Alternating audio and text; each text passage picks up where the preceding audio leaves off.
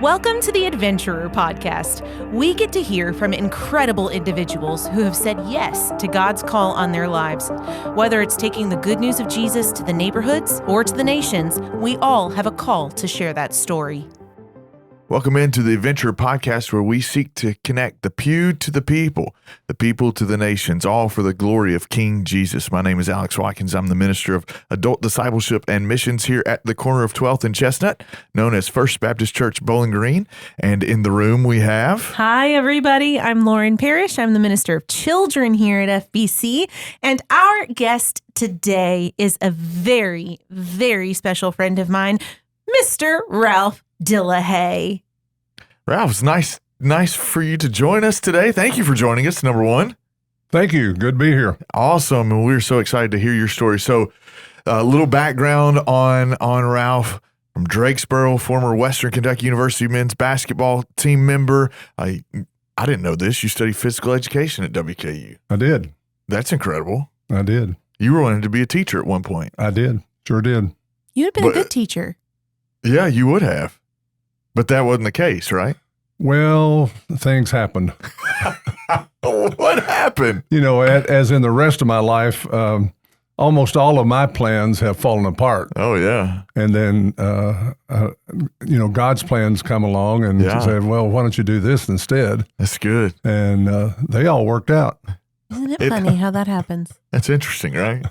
So from there you went insurance, worked State Farm for a long time. No, I worked for Commonwealth Insurance. Okay. For 6 years. Wow. I just needed a job. I got you. Actually, what happened, I got drafted in the summer of '69. I was drafted twice and I joined twice. That's to the Army, right? Yes. Yes. Okay. Yes. Right. I was going to be a helicopter pilot. Oh, wow. In the height of Vietnam. Oh, whoa. Bad decision. Yeah. And then they found out I was too tall and weighed too much to be a helicopter pilot. There you go. In an orientation, they said, this captain said, you can't even get in a helicopter. And so then they wondered what they were going to do with me. And so they offered me OCS, Officer Candidate School. And I said, well, they asked if I was interested. And I said, well, I wasn't, but now I am. Yeah. And so they gave me another battery of tests and passed that. And then they noticed that an injury to my thumb from a couple of years earlier was something that had not been explored on the original physical. Gotcha. And so they sent me to an orthopedic doctor in Nashville to follow up on that. Wow. And he wrote up 4 pages of sounded like I might not survive to get to the front door. And as a result of that, because I was already in the Army. Yeah. But I hadn't gone anywhere because they had lost my file. I mean, it was a comedy of errors. Sure. But as a result of that doctor's assessment, I was discharged. Okay. But on the discharge orders, it said this does not relieve the individual of his military obligation. Gotcha. So the local draft board apologized, but they said, we have no choice. We're going to have to draft you again. I said, I know. Yeah. And so that was the 9th time that I had gone to the induction station. Wow. And matter of fact, I knew everybody there on a first name basis. And that's fitting, really. You're the same way now, Ralph. But the doctor that I went before was kind of puzzled as to why my file was so thick instead of having 3 or 4 pages in it, like most everybody going in the Army. And so short story of that, his assessment was, let me see if I have this. You joined and we discharged you, and then we turned around and drafted you? And I said, yep. He said, that's no way to run an Army. You're disqualified. So I went back home. Yeah. I needed a job. Sure. This was not a career.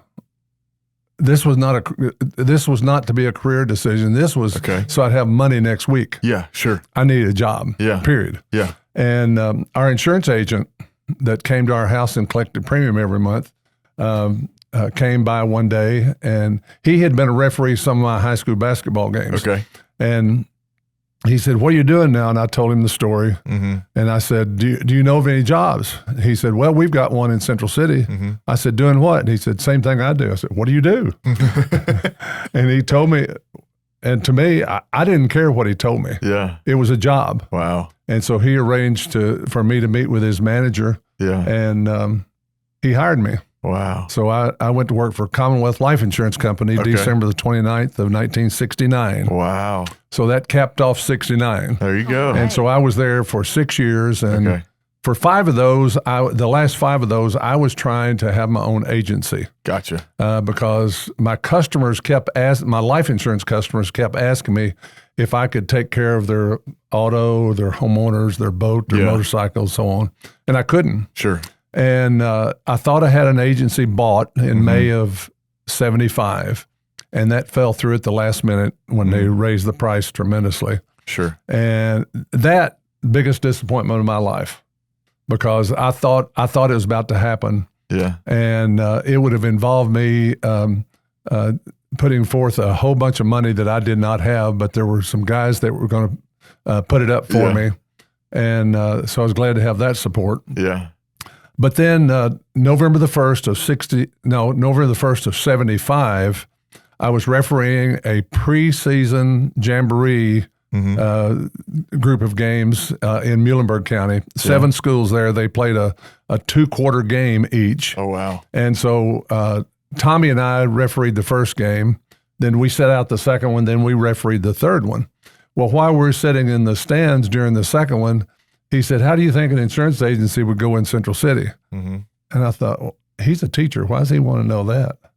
And so I gave him a forthright answer. Yeah. I said, "I think if you worked really, really, really hard for 5 years and then work hard after that, I think you'd do fine. Why are you thinking about doing that?"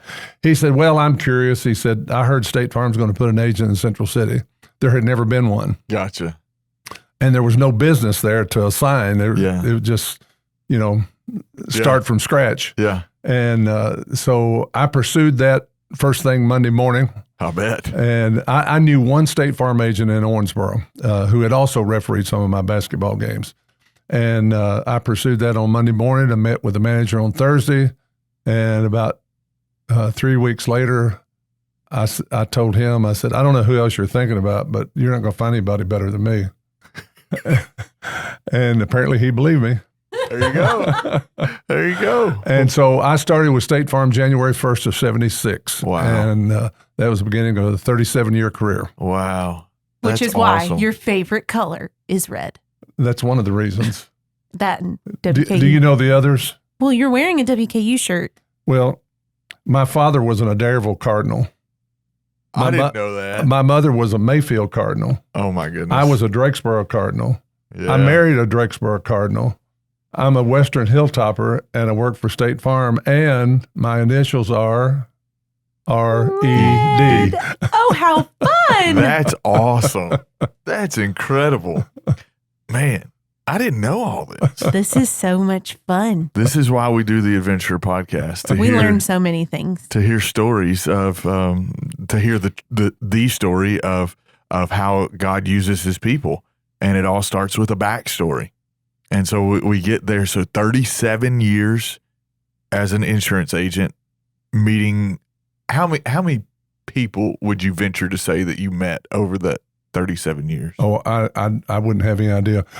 In my management roles, I hired just north of 50 State Farm agents. Okay.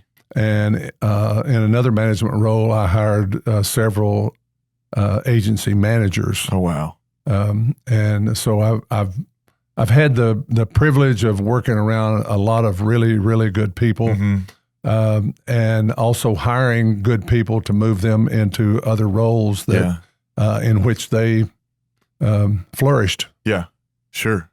And so what you're hearing is how God used your life to then invest in other people. Absolutely. And teaching them the ropes, whether it's about insurance or whether it's about something else, but you're showing what Christ has done on the inside for you and living your life out daily so other people can see that and emulate and follow that model. Yep. And so that's so good. So State Farm, but it wasn't just the insurance world. You've been a Sunday school teacher for how long? I don't know. Well, hold on. Let's rewind. All right, let's rewind. Ralph, can you give us a condensed version of your walk with the Lord? How did your walk with the Lord start?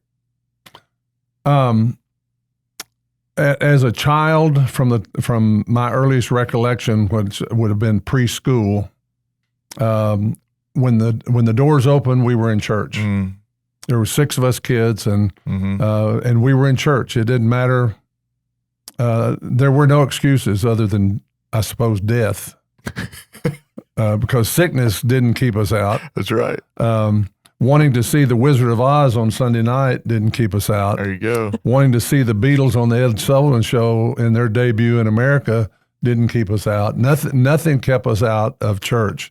Yeah. And that was with a different denomination, and I just never could accept what that denomination believed. Yeah. It did not make sense to me. Mm-hmm. And so I was 23 when I became a Christian. Okay. Got married when I was 21, and it didn't help that I wasn't a Christian during those first couple of years. But I told my Sunday school class this past Sunday that there were more than this, but there were 3 specific people that took an interest in me right after I began my career with Commonwealth. Mm-hmm. And one was the owner of a funeral home, Joe Ben Tucker. That's Tanya Sine's father. Oh. One was a General Baptist preacher by the name of Bill Bullock, who is deceased now. And one was a Kentucky Utilities lineman who was a lay preacher. His name was Marvin Dossett. Mm. And they just irritated the daylights out of me to get me into church and to get me under conviction. Wow. And, what I said to my class on Sunday, they meddled in my life. That's right. They meddled in my life. Yeah. But they meddled in my life because they cared. Yeah. And Joe Ben, to a greater extent than the other 2, just kept inviting me. Mm. And he would come get us. Yeah. He didn't even allow for us to get there on our own. That might not work. Sure. And he said, I'll pick you up at X. Mm-hmm. And we did things socially. But in April 25th, 1972, I was saved during a revival at First Baptist Central City. Very nice. And I had a next door neighbor by the name of Carl Penley, who then became my first Sunday school teacher. Okay. And Carl turned out to be like another father. Mm-hmm. He was 31 years older than me, but we did absolutely everything together. We were next door neighbors. We get out there with chainsaws and cut things down. We'd go borrow a flamethrower to get rid of honeysuckle. Yeah. We had all kinds of honeysuckle. I remember we had this one tree. It was just full of honeysuckle. We got that flamethrower going down at the bottom. It looked like a Roman candle.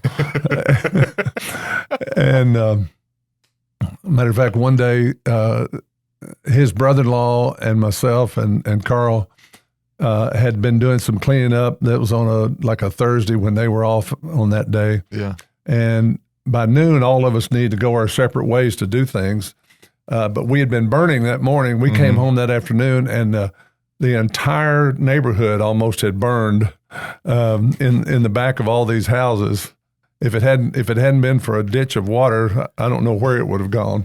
But we did every kind of thing together, and Carl became a tremendous advisor. Yeah. Both in everyday life issues as well as, we would talk about the things that he had taught during Sunday school.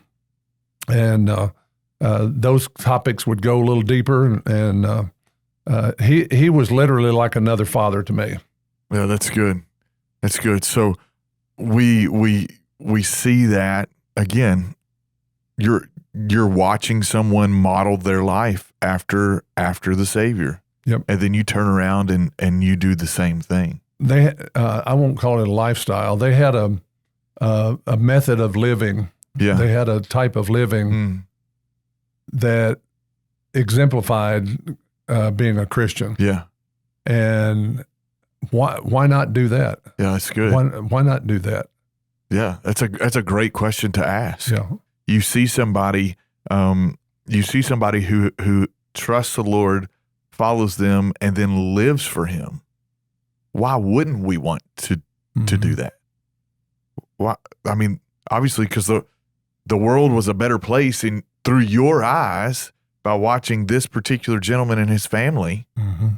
Why wouldn't we want to do that for somebody else? Well, and they had problems, they had challenges, They had medical issues. Yeah, but they turned them over to God. Yeah, and I could see that in everyday life. Yeah, and in the way they meddled in my life again. Sure. Yes. You know, they didn't mind, just stopping me in my tracks and saying no. Mm-hmm. You need to make this turn. Yeah. So I've believed most of my adult life that if you really care about something, you're going to meddle in their life. Mm-hmm. That's good. If you don't care about them, I mean I believe that's what's called apathy. Yeah, a little bit. You just don't care. Yeah, yeah. And Christ wants us to care. Mm-hmm. That's the crux of the Great Commandment. It's the fulfillment of all of the 613 Old Testament laws, where Christ sums it up in this way: you love God, and then you love people. Mm-hmm. There's no one or the other. It's both. If you love God, you're going to love people. I believe that was the command. It is. That's it. So let me go back just a second. Yeah, go ahead. To that time when I thought I had the insurance agency bought and that fell through. That was going to cost me $100,000. Wow. I didn't have $100,000. Sure. Probably didn't have $1,000. And then I started with State Farm, and I didn't have to buy that. Wow. And so many times I've thought, wow, my plan was to spend $100,000. God's plan was not to. Yeah. Yeah, and you had to trust Him. Am I not glad of that? Yeah, absolutely. Absolutely. So we worked with State Farm, and then we 37 years of doing that, and now we're on the back end of that.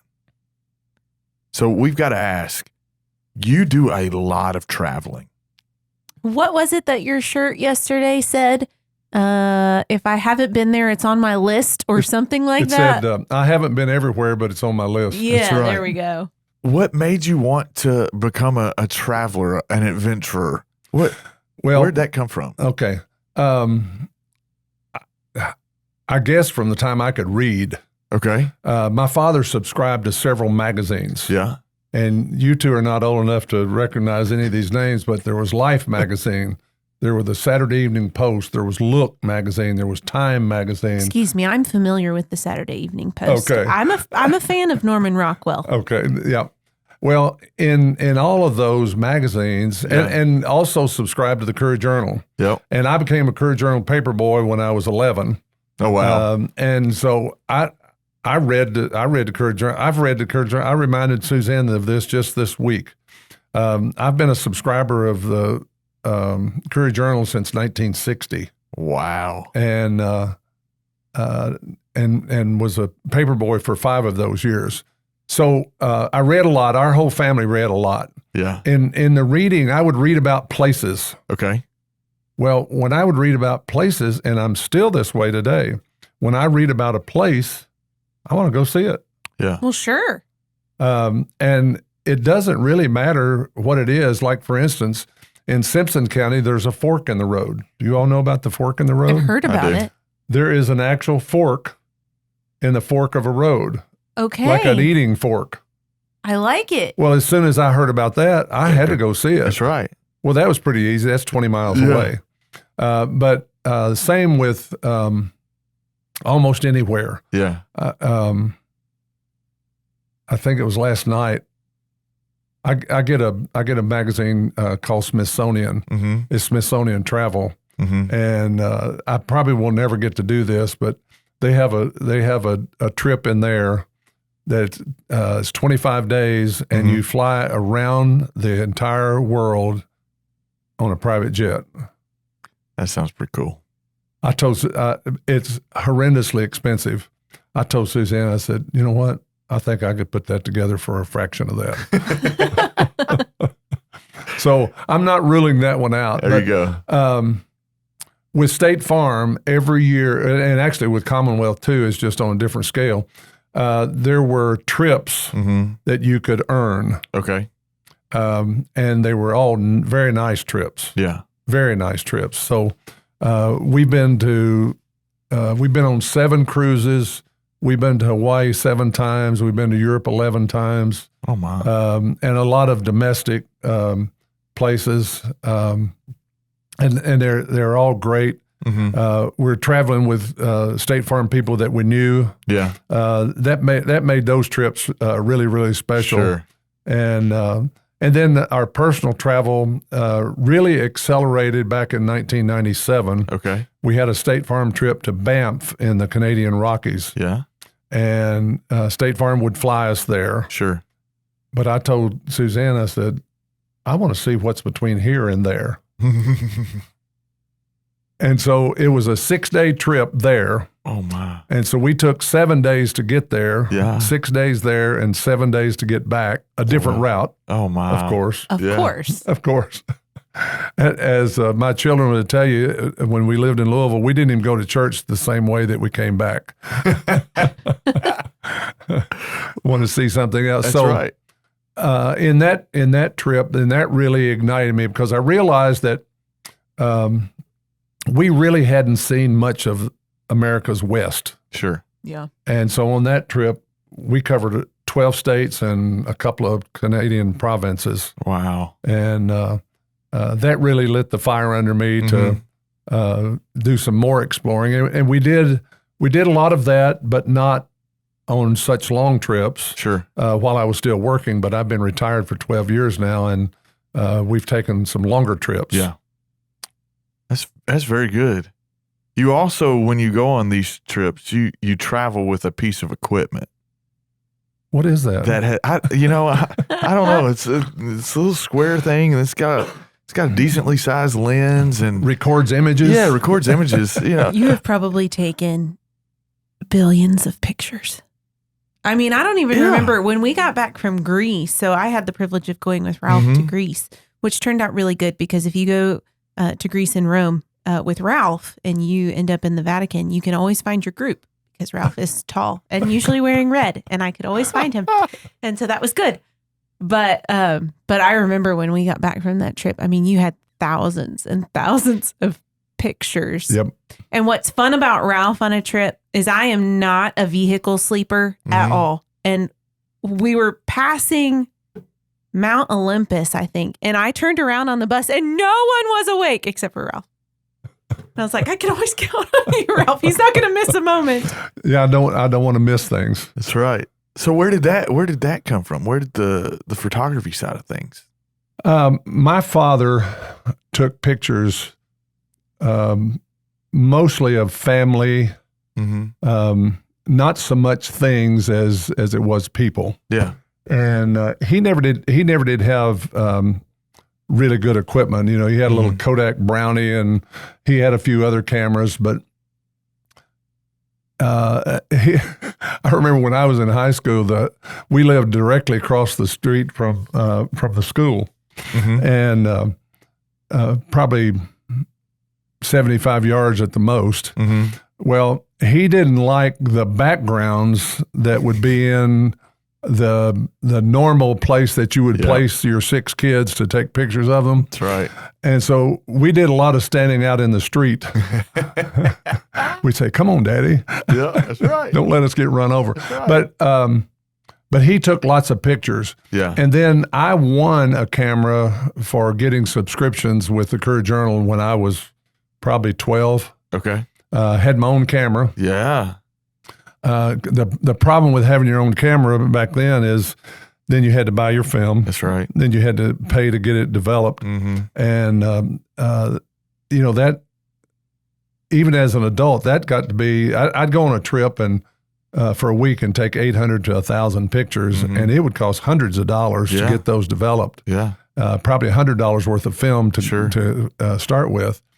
And so when digital cameras came out, I was very interested. And my goodness, the savings on developing and buying film has paid for every camera I've ever bought since then. I bet. So I do like digital. Yeah, that's good.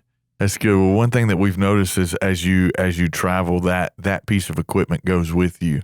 And you mentioned it just a minute ago. You capture people. I love getting good pictures of people. Yeah.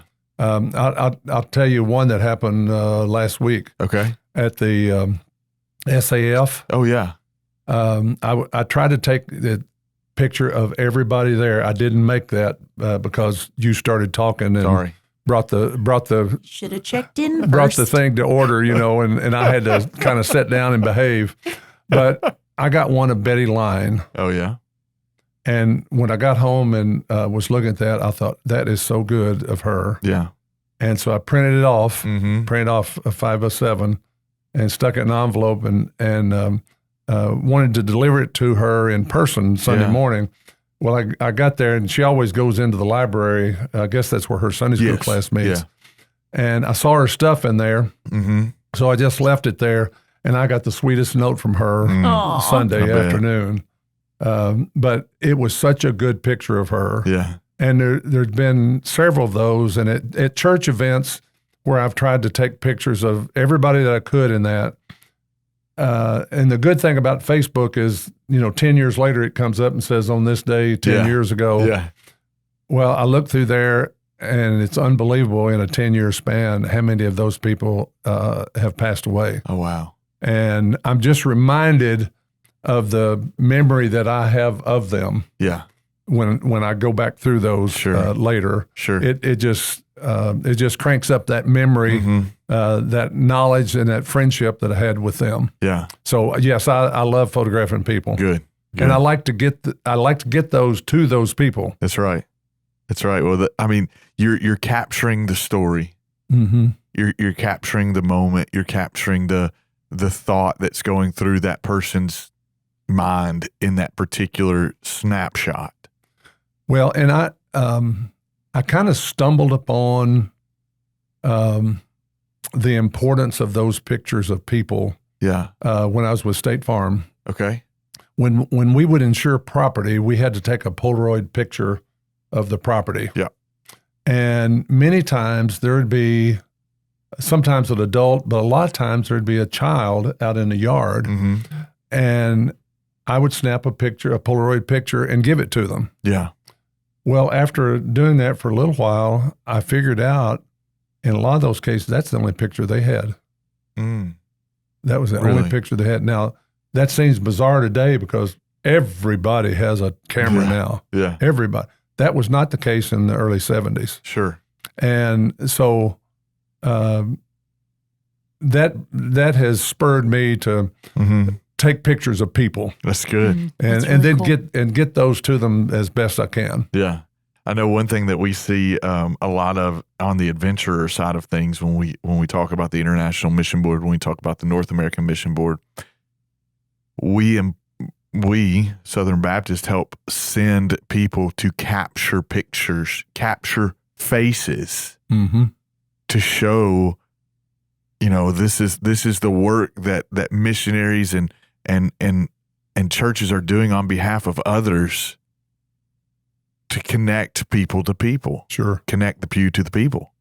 And so it's so cool that you do that. So I want to ask you, I took an adventure down our Hall of Missions, and I came across a picture of you and a group of people that were at the BNA airport, the Nashville airport, before you were getting ready to head out on a mission trip to Brazil. Right, 2014. 2014. Talk to us about that summation trip. When the possibility of that came up, I was interested immediately. Oh, yeah? It took Suzanne just a little bit longer, but she was in. Yeah. And if memory serves me correctly, I think there were 9 of us. Okay. And the additional draw on that one, we had become friends with Mark and Karen Johnson, who were missionaries there. Correct. And they were going to be hosting us. Yes. And they would be the ones directing our steps while we were there. And as a matter of fact, Suzanne and I stayed in their apartment. Wow. So that was a plus. Yeah. Because they were going to be there. But that was a life-changing week. Mm. You think you have seen poor. Yeah. Until you go to some of the other countries. Mm-hmm. And I remember, I think it was our second day that we were doing some work down there at a school. Before we began that day, Mark wanted to take us on a walking tour of the neighborhood. Yeah. And I remember standing in front of this one house, and the front door, if it had a door, was open. I don't even know if it had a door. And you could see inside, and the floor was dirt. Mm-hmm. There was no floor. Yeah. And while we were there, and Mark talking to us, and we weren't intruding on those people, we're just standing in the street out front. Mm-hmm. This really nice motorcycle came up, Mm-hmm. And this guy's dressed in what you could tell was a very expensive leather motorcycle garb, expensive helmet. Mm-hmm. And he just sat there, maybe, 50 feet from us, maybe closer. And we found out later he was the drug lord. Oh, goodness. But he wanted to know what was being done and what was being said. Yeah. Well, since he had that curiosity, he found that out. Yeah. One of the things we were doing, we were working at this elementary school, and we were doing several things, but one of them was we were putting, every place there had a fence around it. Mm-hmm. Houses had fences around them, Yeah. had gates and so on. This school the same way. On three sides, it was a concrete block wall. Across the front, it was iron bars. Mm-hmm. The problem was they were having dogs that were running loose everywhere, come on the school grounds and desecrating the school grounds. And they needed this, what's called chicken wire, put up on the inside of that fence to keep the dogs out, because this is the kids' playground. Yeah. So our last day there, well, let me back up. Mark had told us day one, we won't be here when it gets dark. Yeah. You don't stay here when it's dark. Sure. And you don't wander around even when it's daylight, but you certainly don't stay here when it's dark. Yeah. On Thursday, which was our last day we're going to be able to work there, we weren't going to be able to get that fence done by dark. Mm. And when it got close to that, somebody came out of the school and said the drug lord had called and said, I know what you're doing. I know it's for our kids. Go ahead and complete it. You'll be safe. Wow. Isn't that wild? I've never felt safer in my life. I bet. When the drug lord said, you'll be okay. Yeah. I've never felt safer. Yeah. But that trip just introduced us. Like, for instance, one of the days that we were there, they told us what we needed to, how we need to do this. Mm-hmm. We went door to door in a community and knocked on the door and talked to people about Christ, and invited them to a worship service that was going to be a couple of days hence. Yeah, and we got some tremendous reception from that. Awesome. We got into some people's homes and sat down, had conversations. Suzanne made a connection with this one lady, and I'm telling you, you would have thought that they'd been friends for 30 years. Wow.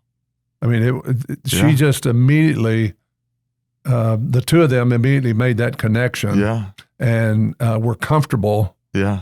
In that, and those pictures pop up every now and then, and we both have some very sweet memories. She's passed on now, but we have some sweet memories. Matter of fact, I'm still Facebook friends with her son, one of her sons. Wow, that's incredible. And he lives in Brazil still. Yeah, that's so good. And to see the providence of God and how He worked things together to orchestrate those events, leading into the completion of the the chicken wire project, Right. and then to see how he worked together to knit people from different hemispheres together, and that you've remained friends, up till this point. And it's incredible to see what God is doing and how he is working. And, you won't know this side of heaven the impact that those conversations going door to door had, but you will in eternity. Right. And exactly. so, to see your willingness to say, yes, we're going to go on this. What would you tell somebody that might be considering a short-term trip like that? Well, not everybody likes to travel. Sure. I know I'm the oddball in that probably. I love to travel. So it takes very little motivation for me to go when somebody says, here's a possibility. Yeah. But that trip was well thought out and planned by Mark and Karen Johnson, the local missionaries there. They directed our every step that we did down there. And they knew how to give us small doses of exposure. Yeah. Like the one day that we went out and went door to door. That's not something that's comfortable for everyone to do. But they gave us specific direction, and we practiced on what to do, what to say. Yeah. When you, in that case, we would go up, you couldn't go to their door. Yeah. Because there's a gate out there, out front. And Mark would say, I guess it was hello or something like that. And somebody would either open a window and talk to him. That was typical. Yeah. They didn't open the door. Sure. And he would explain, or then later we were doing this without him. We would explain who we were and why we would like to talk to them. Yeah. Every single one of them in the group that I was in let us in. Yeah. That's incredible. So people are hungry. Yeah. People are hungry. Yeah. And when they know you're not there to cause them harm, when they know that you're there, hopefully in their interest, to tell them about God. Yeah. We had a great reception. That's good. That's and good. They want hope. Like when you think about the lives that these people lead, I mean, the fact that the person who commands the street is the drug lord. And then you think about, like, I had the joy of going on a similar trip last year, and they're so receptive to the gospel. But when you're talking with these people, when you're talking with moms, and they're telling stories about their kids, every one of them has some sort of connection to, my kid got in with this crowd, or my kid, was killed last year. We prayed with so many people that were affected by that part of the culture there. They all want hope. And that was just huge for them to have someone tell them something that brought them hope. Exactly. Because nobody does that there. When that drug, we didn't know who he was at first. When this guy shows up and he's basically just facing us down on this expensive motorcycle, expensive suit, and expensive helmet, we didn't know what his intentions were. Yeah. And, he was just staring at, we couldn't see his eyes because he had that dark that shaded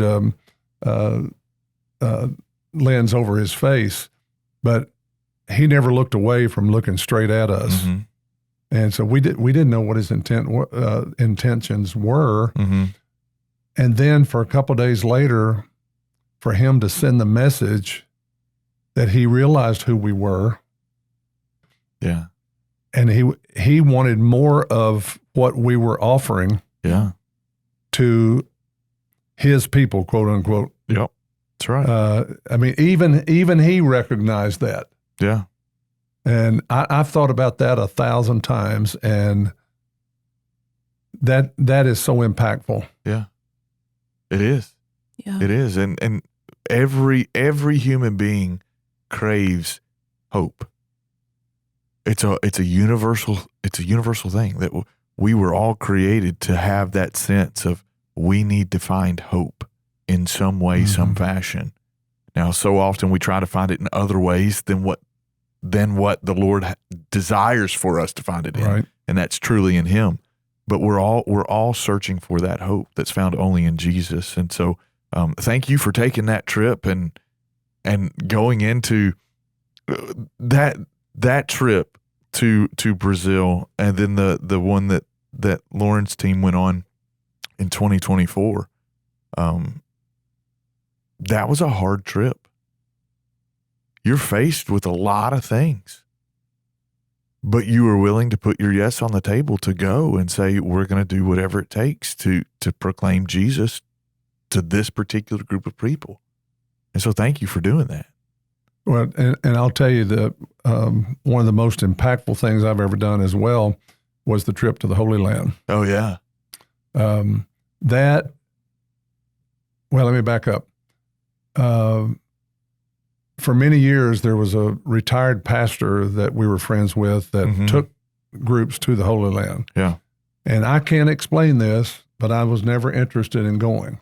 I cannot explain it. Until many years later, and then I developed an interest in going, and by that time he had gotten too old to do that. And then we moved here to Bowling Green, and Brother Britt had taken groups there many times, but he had also gotten too old to continue doing that. And so it was like I had my opportunities to go, because I didn't want to go by ourselves. I didn't want to just the two of us go. I wanted to go with someone who could tell me what these things mean and, connect them to the Bible stories and so on. And so in, it was either 2017 or 2018, I talked to Jeff and I said, Jeff, you need to take us to the Holy Land.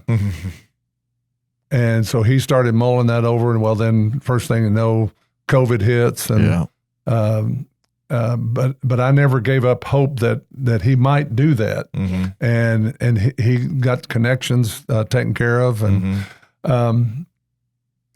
it has, like just this morning in the daily Bible reading, I recognize those places, and it makes the Scripture come alive, I'm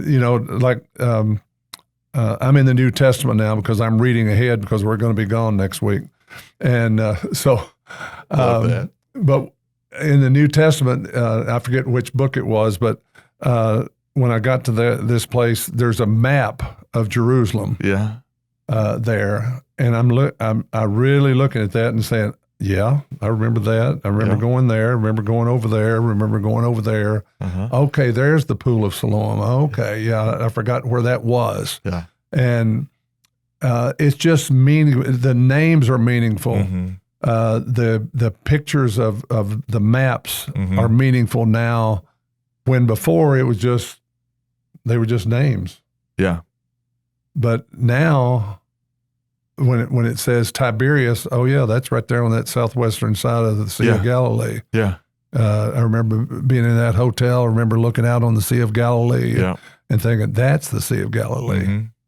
And then when we went out on a boat on the Sea of Galilee, that was moving. I bet. But that trip helped me spiritually more than any trip that I've been on. It made it, I'm going to venture to say it made it so it wasn't just a story. Oh, absolutely. It was real. So often we see this collection of 66 books known as the canon, known as the Scriptures, and we forget that it's a history book. We like to think of it just in segments or in fractions of just stories, but it is human history. Real people, real places, real events. It is all true. Guys, I go over that with kids all the time. Guess what? Yeah. This book is true. And so having that opportunity to go to places like the Holy Land, to go to Ephesus, to go to Rome, to go to these places where human history has been played out. Well, and it's even smaller places than Rome, and so sure. I remember one of the most impactful stops that we made in Israel was En Gedi. En Gedi is where Saul went inside a cave to relieve himself, and David's men were in there, and David goes up and cuts off a piece of his robe. We're right there. That's right. Here are the caves. Now, we don't know which cave it was, but there are the caves. Yeah. And we're right there. Well, since that time, I've read that story several times, but it is so meaningful now. Yeah. I mean, I read that now, and I'm standing right there looking at that. I can envision those caves. Yeah. But there were several things like that, but the En Gedi was one that really came to life. That's good. That's so good. And as an adventurer, you can hear the enthusiasm in your voice when you start to talk about it, because you've experienced it. Yeah. It's real. And I'm going to make a shameless plug for you and your Sunday school class. So if you're listening to the Adventure Podcast and you don't have a place that you've plugged in at, and you come to First Baptist and you're a faith family, this is your faith family, I want to encourage you to go to the Encouragers class. It's led by this guy. And he talks Ralph like this Dillihay. all the time. That's right. About Jesus. Yes. And I mean, your Sunday school class is actually bigger than the average Southern Baptist church in the Southern Baptist Convention. 98 now. Yeah, exactly. And so it's incredible. But what by God's grace has happened, He's used all of these adventures. He's used all of your background to bring to every moment when you stand and teach God's word. And you do it effectively.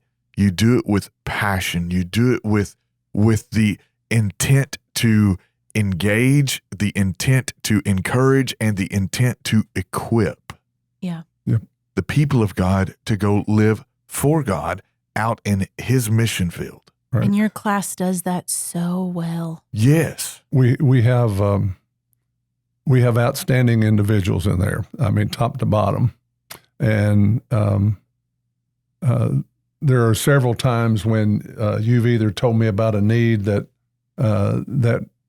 someone had, or someone else has told me about a need. And I remember back a few years ago, it was made known that there was someone in our community whose, I think it was the washing machine, had gone out, and it was going to cost $600 to replace. And this person didn't have $600. They didn't have any car close to that.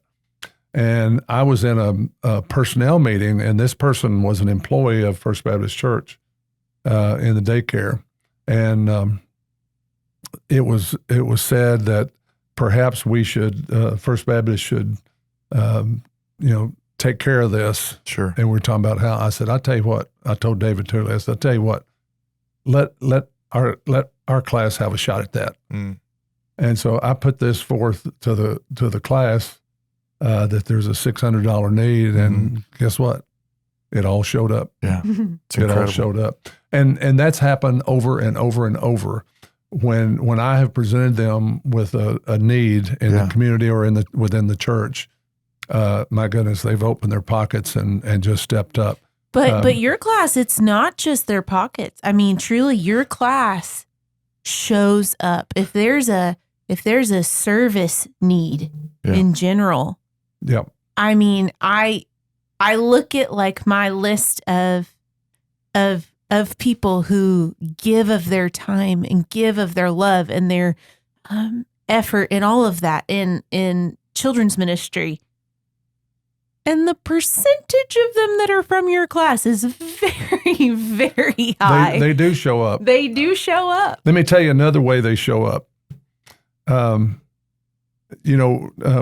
have either a class member or another church member or something that is having a rough spell, and I'll say, let's hit them with cards. And I mean, they drown that person in cards of encouragement.